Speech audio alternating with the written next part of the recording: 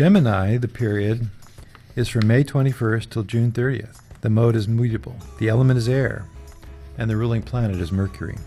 They are most compatible with Libra, Aquarius, Aries, and Leo, and less compatible with Pisces, Virgo, Capricorn, and Scorpio. And their opposite sign is Sagittarius. Gemini is the sign associated with communication, logical thought process based on duality, and the conscious mind. Gemini people tend to be airy and intellectual, glib of tongue and curious about life and other people. They can experience two sides of things at the same time, and may tend to be a bit flighty. Geminis move through life like butterflies, engaging in many varied experiences to gain their knowledge. They are curious and witty and have a good sense of humor, and are likely to be excellent conversationalists. Geminis make good teachers.